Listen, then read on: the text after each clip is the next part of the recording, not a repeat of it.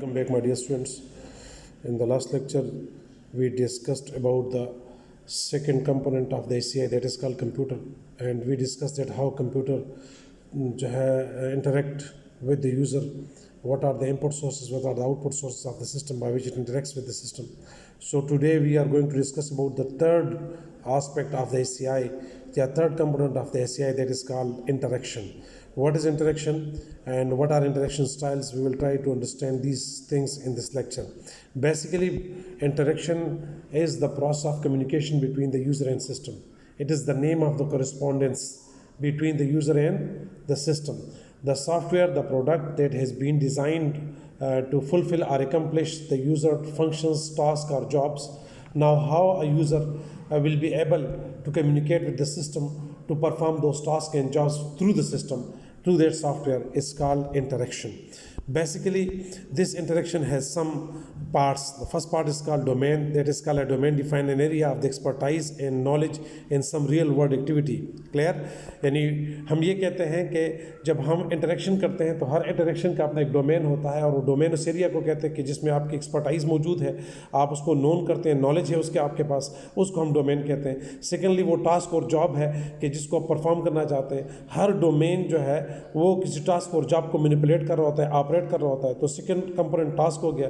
Third goal है कि हम ये टास्क और जॉब किस पर्पस के लिए जो है वो करना चाहते हैं. पर्पस हमारा क्या है कि हम किसी खास डोमेन में नॉलेज और एक्सपर्टाइज रखते हैं, उसी एरिया में हम किसी टास्क या जॉब को परफॉर्म करते हैं. तो उसको परफॉर्म करने का हमारा ऑब्जेक्टिव क्या है, गोल क्या है.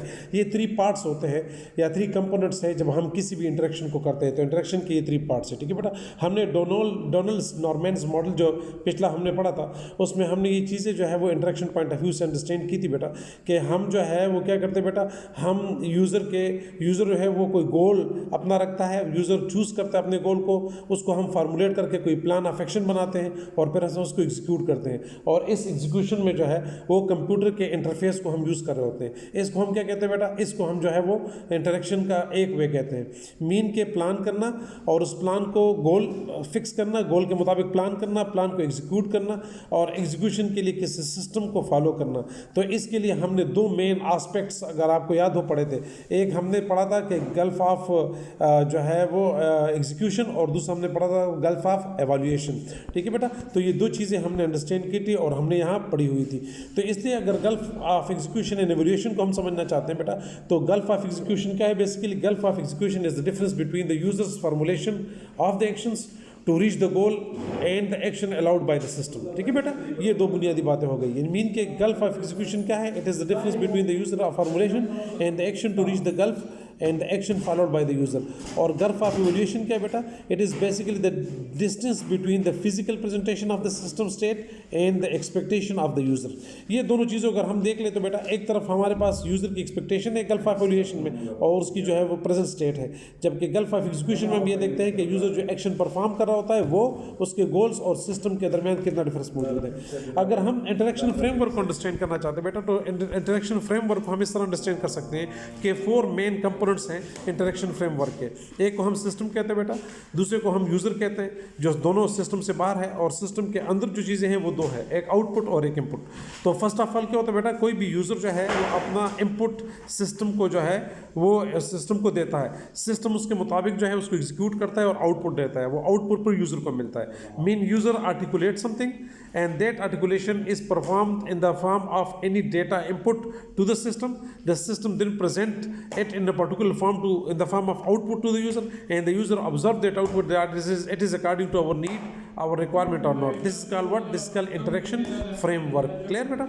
So इस interaction framework के मुताबिक अगर हम देख ले तो framework ऑफ ACI में भी हमने ये बात की थी कि किस तरह यूज़र और इनके दरमियान जो है वो एग्जीक्यूशन होती है. ये भी हमने लास्ट लेक्चर में डिस्कस किया था.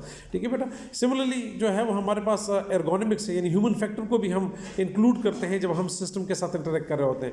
इसमें हमारे पास क्या है बेटा, हम चूँकि मैंने आपको पहले भी बताया था कि हमारे पास इस वक्त जो है हम physical characteristics of the interaction को बाईपास नहीं कर सकते. इग्नोर नहीं कर सकते, क्योंकि बेटा हर यूज़र जब काम कर रहा होता है तो उसका अपना पर्टिकुलर इन्वायरमेंट होता है, वहाँ पर उसकी जो है वो अरेंजमेंट्स ऑफ द सिस्टम होते हैं। तो जितना अच्छा आप अरेंजमेंट ऑफ सिस्टम देंगे, जितना अच्छा फिजिकल इन्वायरमेंट देंगे आप हेल्थ इश्यूज़ को आप मद्देनजर रखेंगे और कलर्स के कम्बिनेशन को आप ऐसे रखेंगे कि जिससे यूज़र लाइक करेगा तो कोई प्रॉब्लम नहीं पैदा होगा। और अगर इन चीज़ों को इग्नोर किया जाएगा बेटा तो मसला होगा। इसी तरह हमारे पास इंटरेक्शन दो तरीकों से है, एक डायरेक्ट मैनिपुलेशन और एक इनडायरेक्ट मैनिपुलेशन। जो डायरेक्ट मैनिपुलेशन होता है हम उसमें यूज़र सिस्टम के साथ डायरेक्टली इंटरेक्ट करता रहता है।